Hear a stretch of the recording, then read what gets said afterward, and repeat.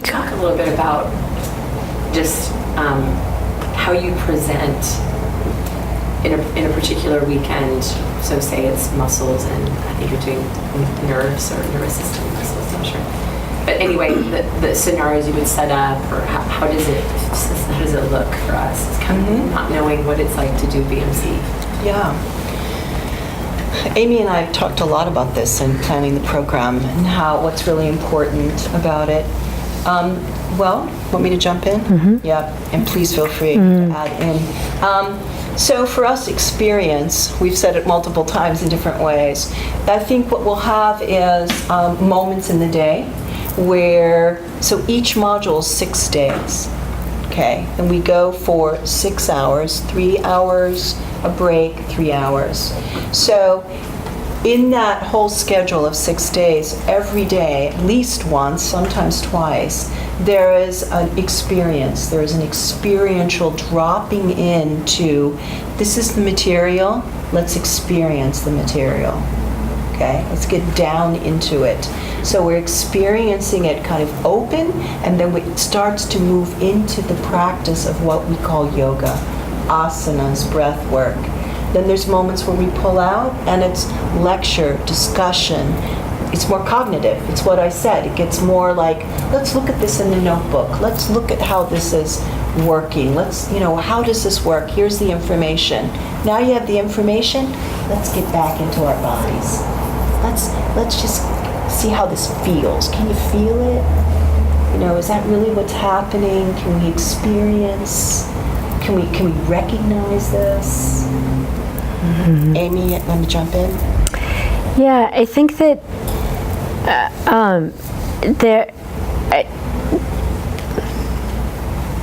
it's interesting to me, and I think it'll happen both ways, that one of the ways of experiencing this is to sit down with a bit of information and like, okay, so here's how we name these bones and joints, and here's what we know about joints.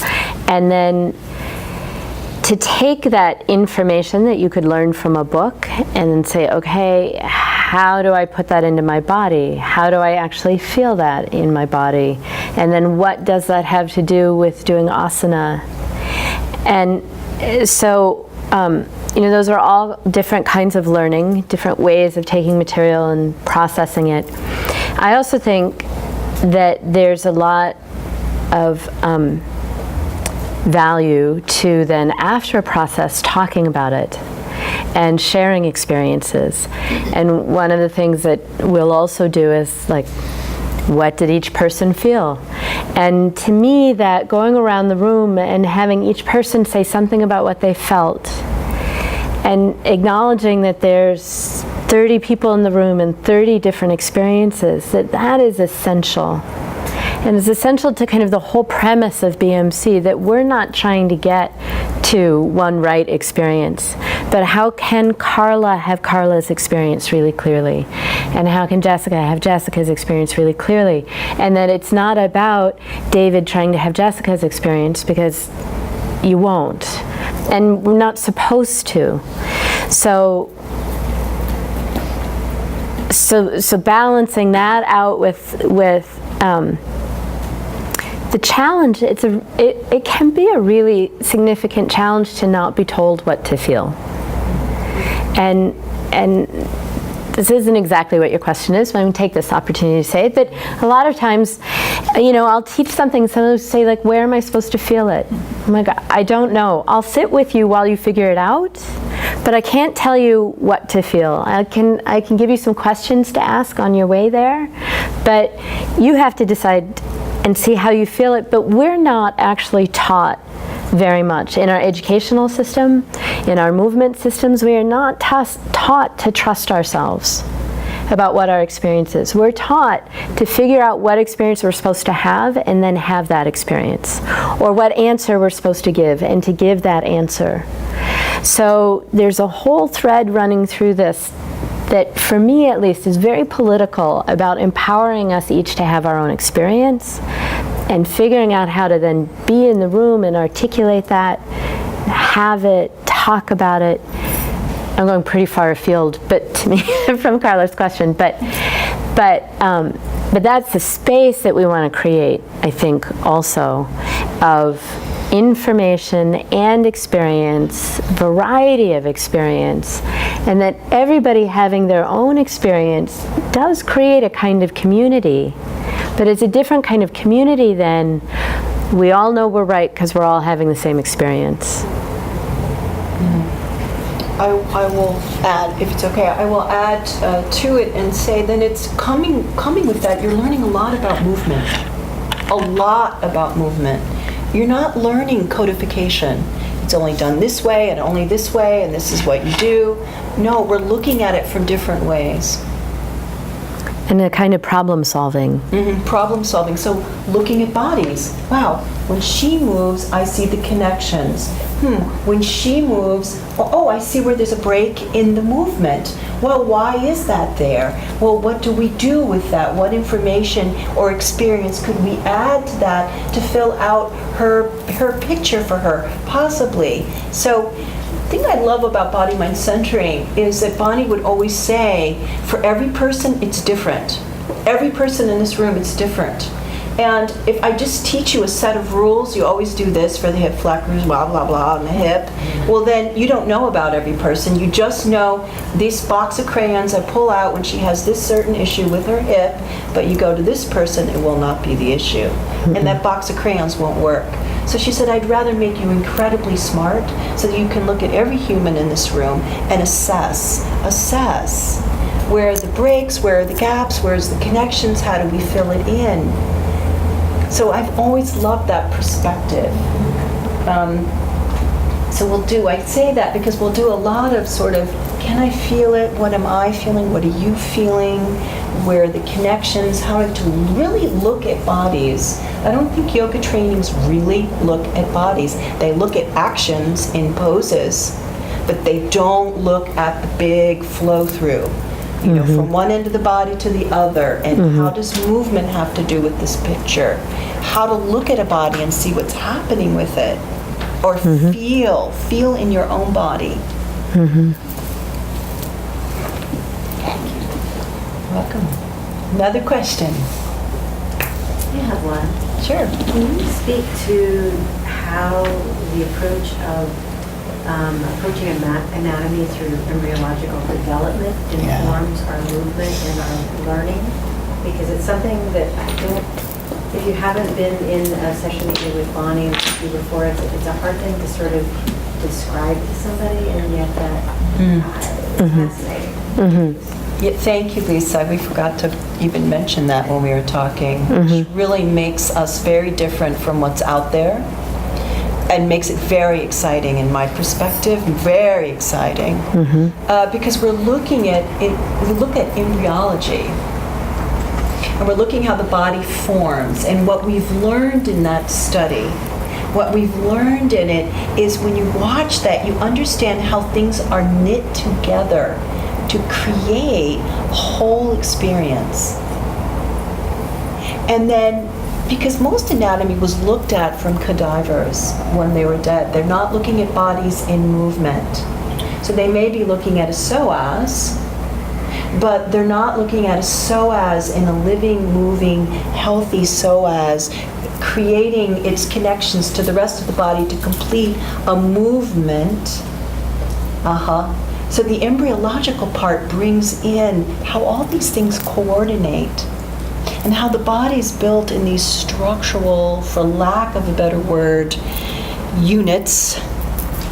And once you understand that, you never look at the body the same.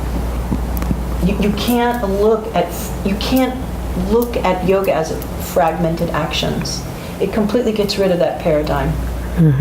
And that's one of the things that's very different about BMC and yoga. You say, oh, okay, this little action in the shoulder in Trikonasana, but oh my God, I do that little action and it doesn't allow me to feel how this arm grew deep out of the body embryologically and just grew a connection all the way out to the distal end of the fingers.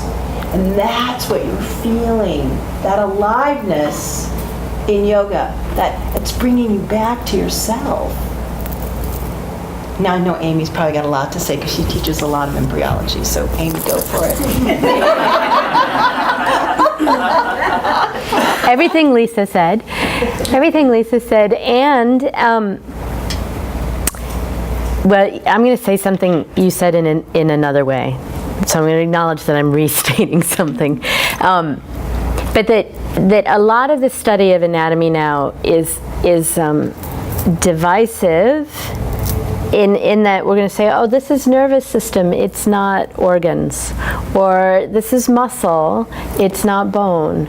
Or this is fascia, it's not blood.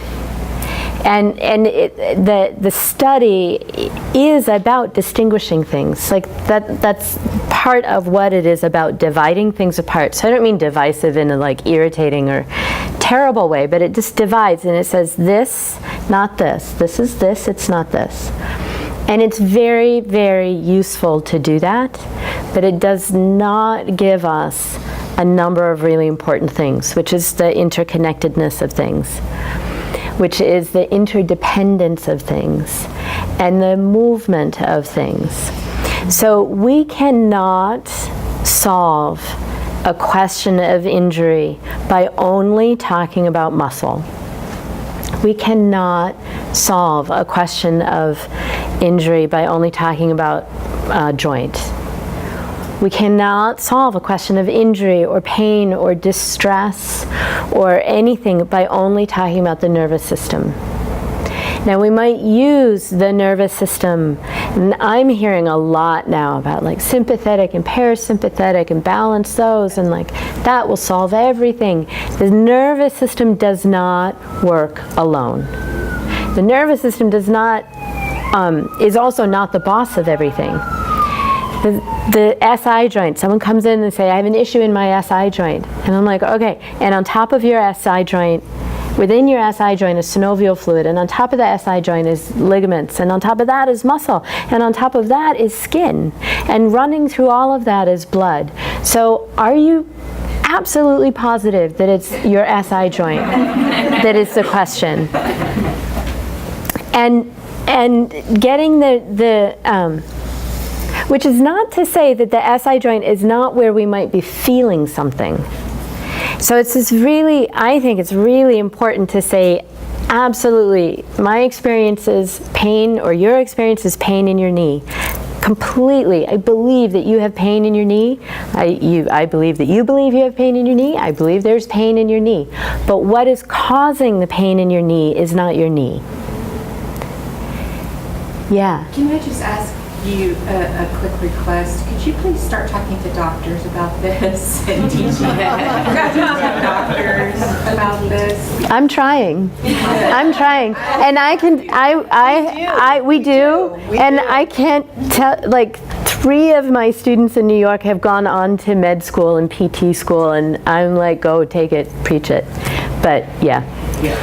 Doctors already in practice though, please get the word out. Well, you know, it's finding the people who want to listen. Like, I can say this all I want, and if they're not ready to hear it, you know, we do. I mean, we talk this talk all the time. Yeah, we do. But I mean, which I think speaks to an underlying kind of issue about. I think that doctors are not ready to hear this, but it's not because they don't want to be helpful. It's because the tools they have already for helping are limited in this way, but it's the best they have. And for them to let go of the tools they have is terrifying. For us to let go of the tools we think we have is terrifying. So I went through a whole bunch of training, and I came out knowing if you do this, you'll help someone's knee not hurt. Or if you put your knee over your ankle, your students, they won't hurt their knees. If their knees are at a right angle, they won't hurt their knees. It's not true. I'm really sorry to take this away from you if you believe in it, but it is not true that knee over your ankle keeps your knee safe. It's not enough. It's not enough if someone doesn't inhabit their knee, doesn't have a relationship with the pathway through the knee. There are people, myself included, who can have perfectly right angle, knee over ankle, and still hurt their knee. So there's some other question we need to get at. But if I have learned that the way for me to be successful in the world is to teach people to keep their knee over their ankle, it's really hard to stop doing that thing that I think will help. So part of the significance of what I think we're doing then is creating a space to sit in this question of, it's not separatable. I'm not sure that's a word, but we can't get at the whole body by looking at only,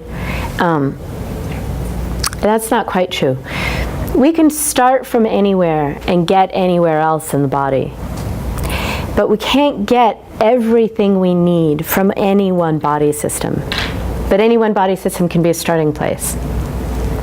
So, which brings us back to the embryology, because the embryology starts from 2 cells. And we end up growing all of our body systems. But they're so, for me, the study of embryology helps me remember how interconnected everything is. And that if I can kind of remember far enough back in my experience, I can get back to a place where my skin and my nerves were really intimate. They still are really intimate, but like they knew each other, like they're siblings.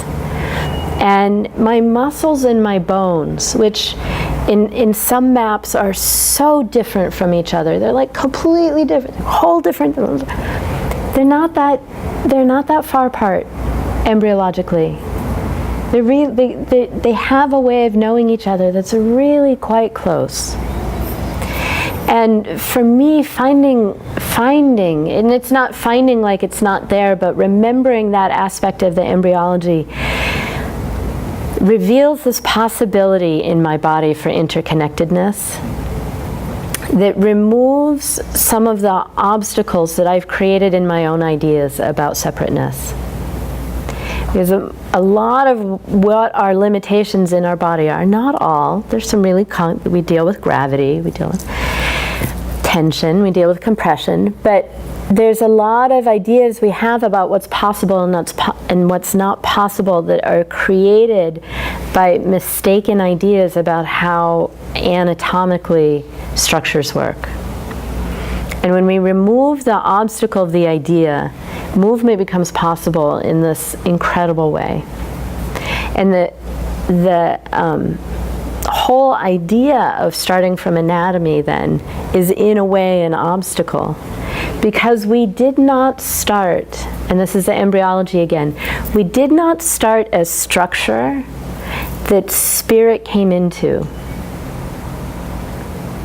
We did not start as like a golem, right, that spirit came into. We started as movement, and the movement grew the flesh. The movement of fluids, the conversation between these 2 cells, the movement of what was inside of the cells, it grew itself. And for me, that changes the yoga practice. That changes my experience of myself just profoundly.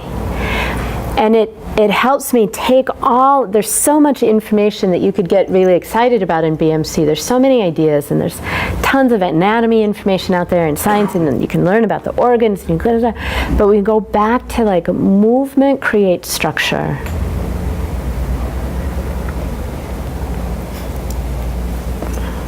Isn't that cool?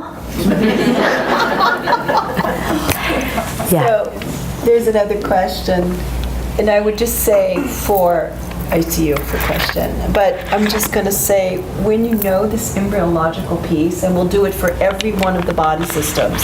So you'll see from module to module, each module has these components that layer on, layer on, layer on. And when you know this, with everything Amy said, you cannot fragment anymore. You cannot accept fragmentation anymore. Personally, extra personal, you can't. And that's why, thank you Lisa for your question, embryology comes into the mix. It's very beautiful.